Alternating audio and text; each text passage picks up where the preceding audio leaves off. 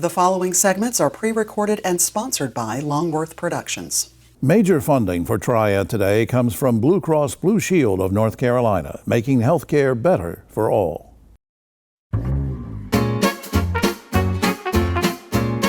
Understanding heart disease on Triad Today.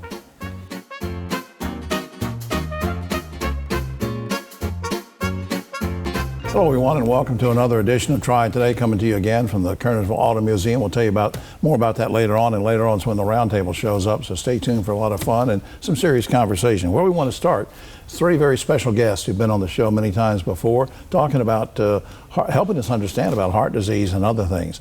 Of course, on my immediate right and the far right, we have the guys from Daggett Shuler, David Daggett, Griff Shuler, Daggett Shuler, attorneys at law, and the very Honorable Bobby Kimbrough, Sheriff of Forsyth County. Good to see you, gentlemen. Good to see you. David, let me start with you very quickly. You shared your son's heart health journey with our viewers before, so Yes. Bring us up to date. How did that experience change the way your family thinks about heart health now? So February is American Heart Month, and it's become personal to us after our son had open heart surgery with a very, very successful result. I am now vice chair of the board of the American Heart Association for the Triad, and helping to try to spread that message that heart disease is the #1 killer for both men and women in the United States, and that there are treatments available if we get on top of it in order to save lives. Yeah, that brings me to the sheriff. Bobby, anything, some of the signs, warning signs maybe that you overlooked and you want people to know about this kind of thing? Give us some advice. Well, I'll tell you, I had no signs. I was an advocate workout guy 5 days a week, 2 miles in the morning, swimming. Trying to pattern myself after Dave, and lo and behold, I had no signs until I went for my annual checkup in July. And then you ended up having open heart surgery. I did. I tell you what, why is it important for community leaders and elected officials, which you are, to talk openly about things like this, about health challenges? Because a lot of times people think, oh, business people and lawyers and elected officials, why are they talking about health care? Well, here's what I would tell you, that information brings about an obligation. Once you have information, you have an obligation to share that. And I think that something as critical as that, is life-threatening, is that I have an obligation to be transparent about it. You know, we've always talked about it and stood on the pillars of transparency. Yeah, Griff, your family's also been touched by heart disease, and what do you take from that in terms of maybe advising people on how families can have some proactive conversations? Yeah, so my father had heart disease, had open heart surgery for valve replacement in his 80s. And that surgery allowed him to have a good quality of life and extend his life for another 10 years, and then he passed away in his 90s. And I think one of the biggest things that's important is just having open communication among family members. Right. He was open with us ahead of time about his symptoms. We talked very openly with him about making sure he got to the right doctor at the right time to have the valve replacement surgery. But it was very important for us as a family to discuss that with him. He discussed what his symptoms were. They were able to diagnose him and get the treatment that he needed. Yeah, because a lot of times men, especially in my generation, I'm in my 70s now, they didn't want to talk about things that bothered them. That's exactly right. I don't want to talk about it. It's probably something else. I'll deal with it later. David, any final thoughts, advice for folks who maybe have not yet made heart health a priority? Well, the big thing that I want to talk about real quickly is Sheriff Kimbrough is going to be the Open Your Heart story for the Triad Heart Ball coming up in March. And I'm so proud of him for sharing his story with the public to raise awareness, particularly with men, because we're less likely to get checkups and to follow up with those checkups. And I like this guy so much, I even brought my Sheriff Kimbrough coin with me. Sheriff Kimbrough coin. Sheriff Kimbrough coin. I think he's a longtime friend and a hero, and we're so proud of him for sharing his Open Your Heart story with the American Heart Association and helping to improve health in the Triad. Well, absolutely. And up on screen, you can go to heart.org as a general website, and hope you will do that. But also, if you should need Dave and Griff and his team for anything, you can go to daggettshulerlaw.com or call 724-1234. And Sheriff, one final thing, how you feeling these days? Feel great. Glad to be alive. Broken heart saved my life. Well, we're glad you're still going strong. Thank you. I appreciate that. Thanks, guys, for everything. Thanks, Thank John. you. Thank you. We'll be right back after this. I am so Why frustrated. can no one help me? Waiting is work. I think it's healthcare is broken. At Blue Cross and Blue Shield of North Carolina, we get it. Really? Really. That's why we're making healthcare better for all. Starting with you. Yes, you, Daryl. We're making plans easier to navigate by putting your benefits, prescriptions, and details all in one place. Convinced? No. But it's a start. We'll take it. Blue Cross North Carolina. Making healthcare better for all. Starting with you. You know, it's hard to believe the Safe Sober program has been going strong for over 30 years. And over 600,000 students have made the pledge to stay safe and sober on prom night. You know, Griff, it's had a huge impact on our community. Yeah, you're right, David. And now we're making sure the message continues year-round. So everyone can join us in supporting our students. Learn more and take the pledge at safesober.com, sponsored by Daggett Schuler.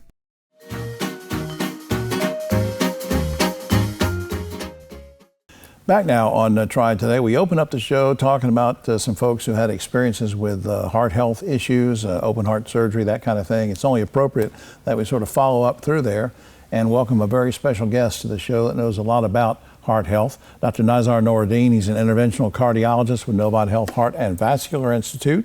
Welcome to the show, sir. Thank you so much. Good to see you. Appreciate your time. All right, very quickly, what is hypertension? So hypertension, the definition is basically blood pressure 140/90.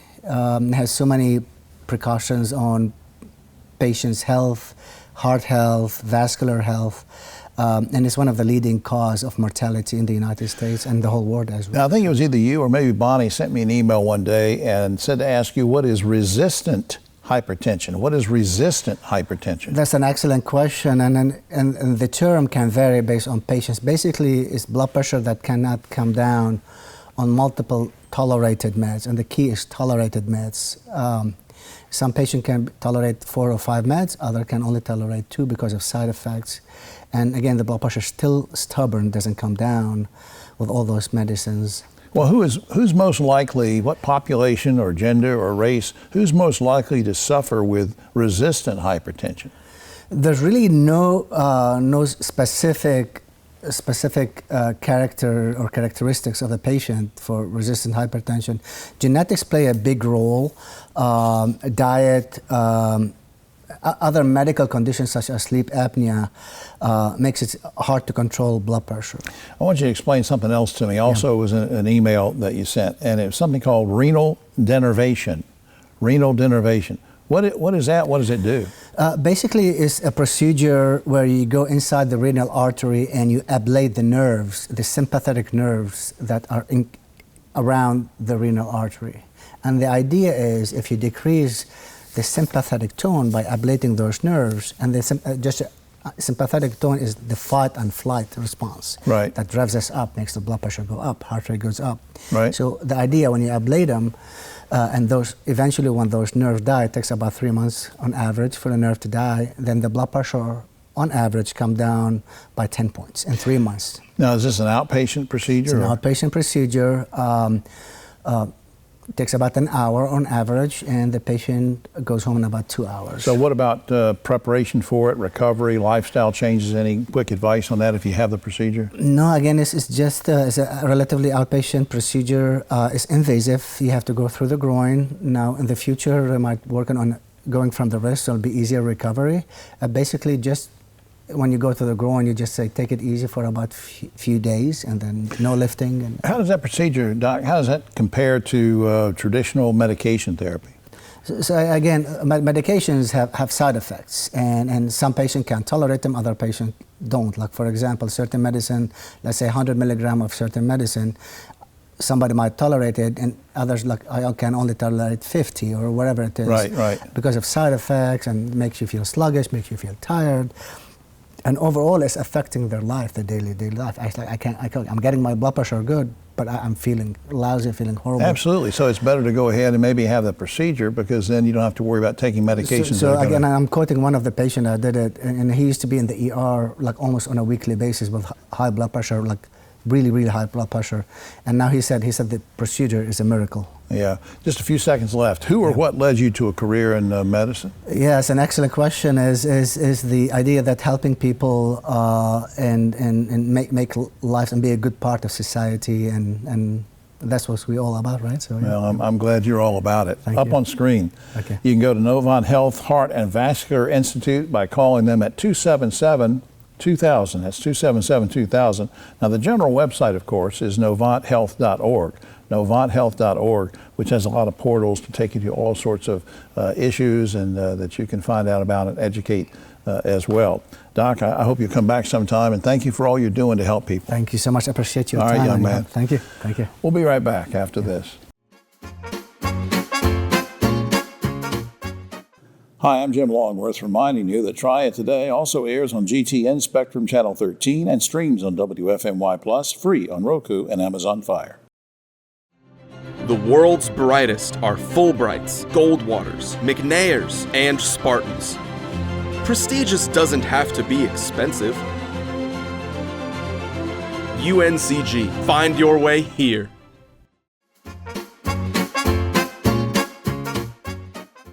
Back now on Try It Today. Always glad we could spend a few minutes with this young man. I'm talking about the Honorable Danny Rogers, Sheriff of Guilford County. Good to see you again, sir. Good to see you too. All right, you're looking dapper today. Well, not as dapper as you, but well, this is all fake. Hey, you sent me an email about something called a community resource unit. Yes. What is that? So our community resource unit is a group of a division that we have put together to reach out to the community to help build the trust, educate, help remove the fear of people dealing with the police or dealing with deputies.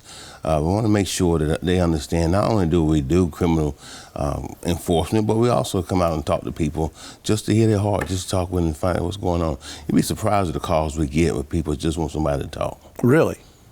Well, what kind of you sort of already started to answer this, but what kind of services and things do you offer through this unit? Well, for instance, we have the Citizens Academy. We do the roundtable, the Sheriff's Roundtable. We also have the Youth Academy, the Youth Academy that we have every year.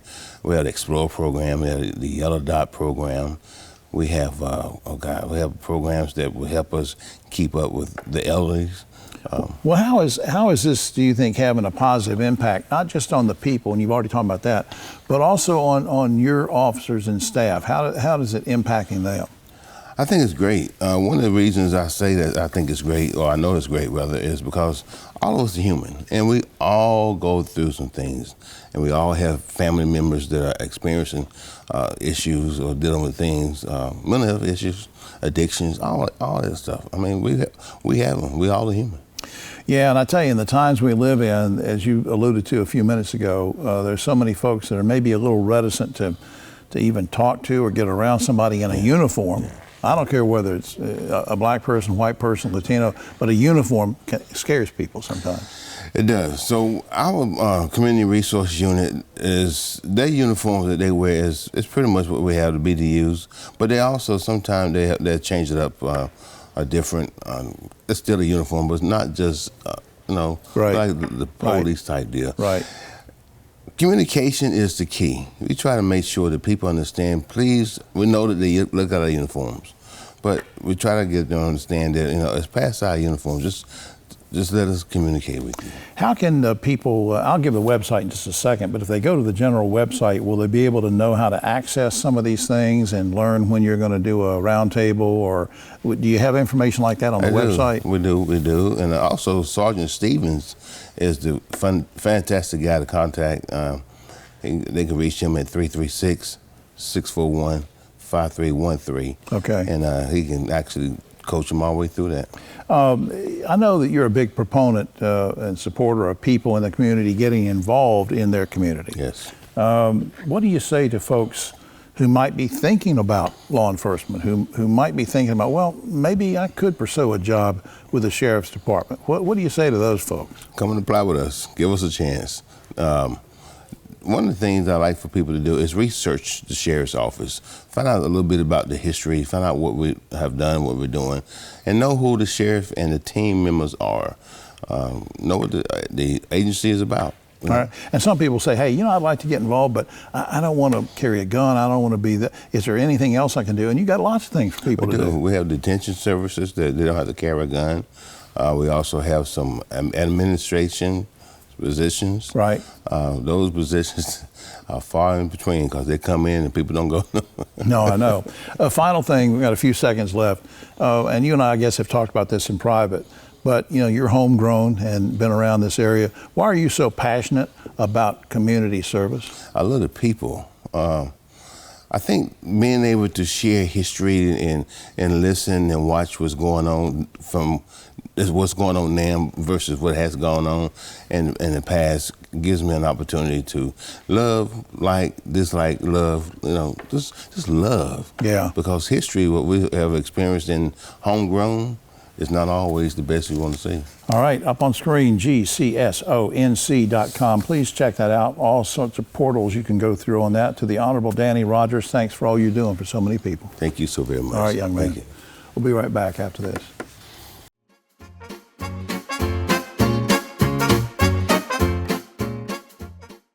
I got free meals. What do you mean? No, seriously, how much did you pay us? I didn't pay anything. I learned how to cook all of these fresh foods that were delivered to my house. Everything in that grocery bag that's fresh, I had a recipe for it, and I know how to cook. It encouraged us to eat better, to shop better, make better decisions.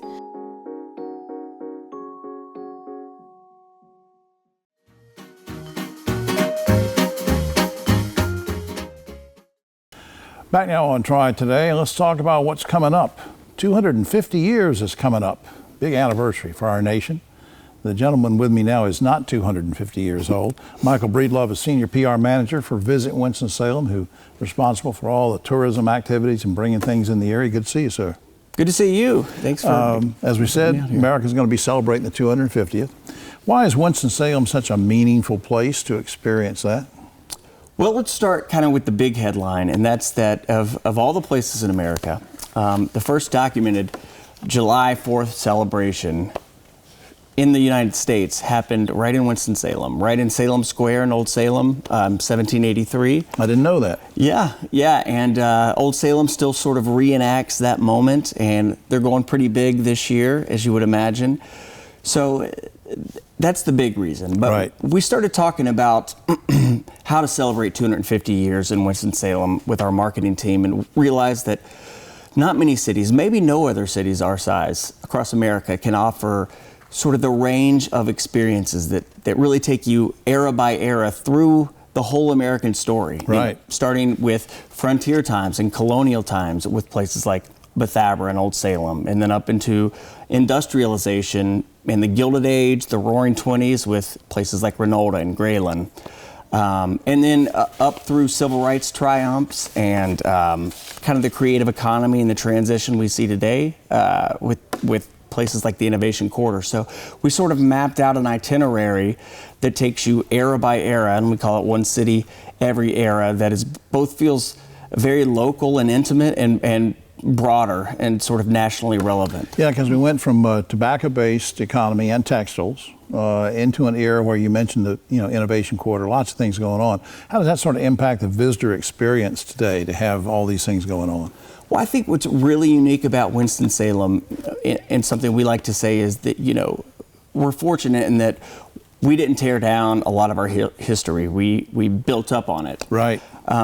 And it's an experience that's immersive and it's tactile and it's authentic. I mean, you sit at a place like the Coal Pit, which is in the Innovation Quarter in downtown Winston-Salem, and you're surrounded by these huge train trestles and smokestacks overhead, but it's very alive today, with the brewery incendiary there, the pizza place, all sorts of businesses, yoga studios, and Winston-Salem bridges, I think, the past to the present as well as any city in America. Absolutely, and of course, you guys, Stephanie, everybody, Visit Winston-Salem, talk all about the City of the Arts.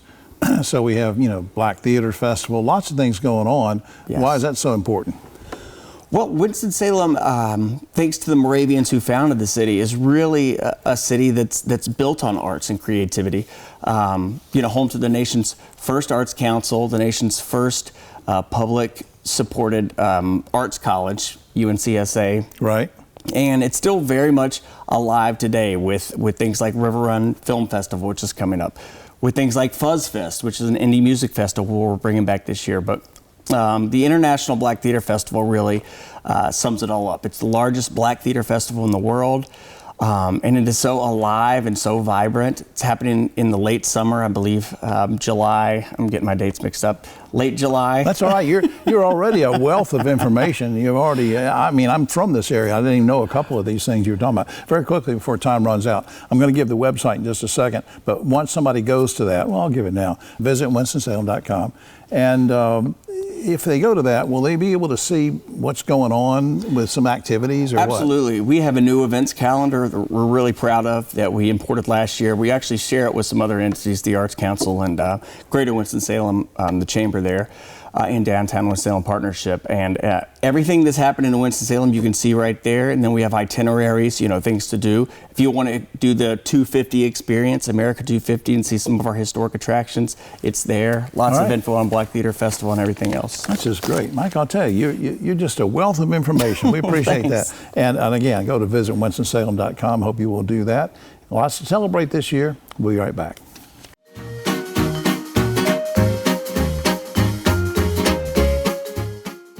At Sutton Brothers, we're confident we can help you solve your heating, cooling, plumbing, and electrical needs. So confident that we'll fix it or it's free. Our highly trained technicians will diagnose your problem and fix it with either a repair or replacement. And if we can't fix it, you won't pay the trip fee. So the next time you have a problem, call us. We'll make sure you're completely satisfied. Guaranteed. Call Sutton Brothers today and be confident things will be done right. Schedule online at suttonbros.com. Major funding for Triad Today comes from Blue Cross Blue Shield of North Carolina, making health care better for all.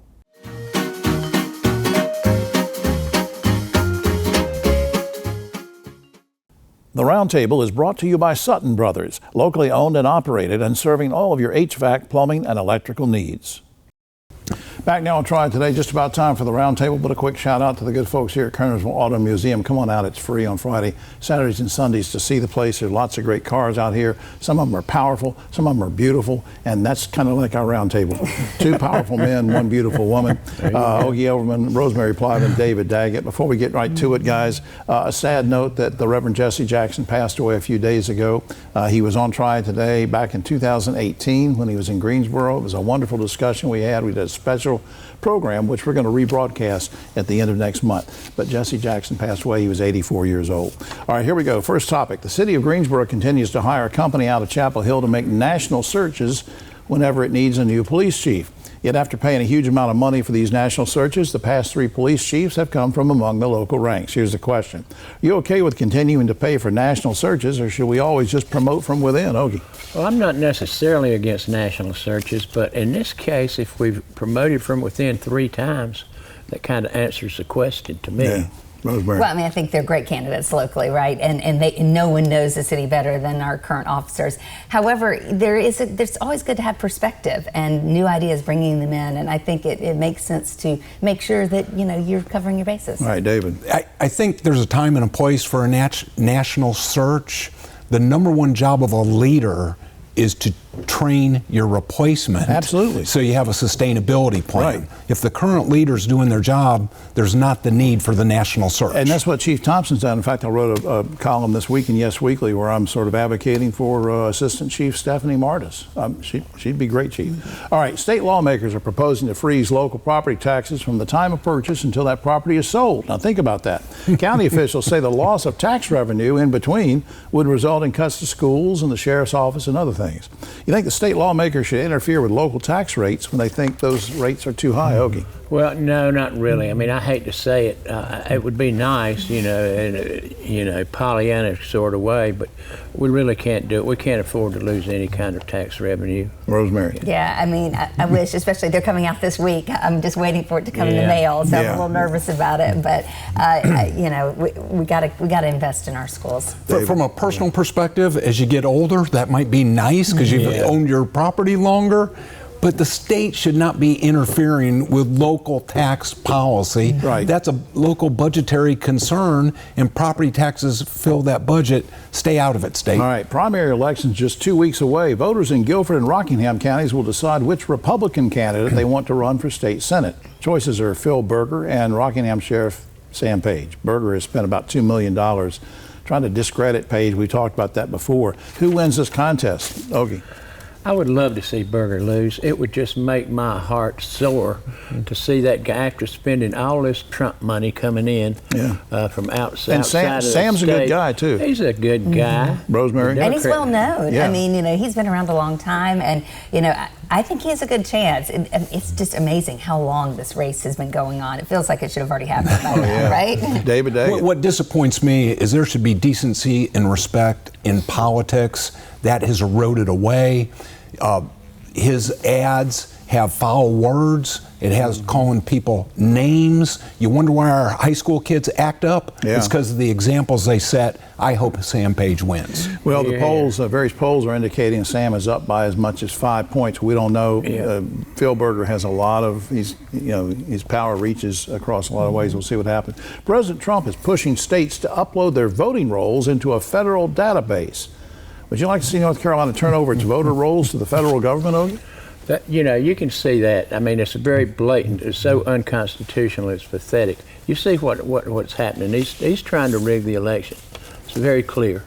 All right, Rosemary. Yeah, I think it's kind of a scary thing to think about that. Yeah, again, you know, kind of the taxes with the local, the state. Let's leave the elections with the states. David. It's kind of comical. When do you want states' rights and when do you want things federal? And I think this should be left to the states. All right. Finally, this is a weird topic, and I don't know how these people do these studies, but datepsychology.com says 45% of men ages 18 to 25 have never approached a woman in person to ask for a date.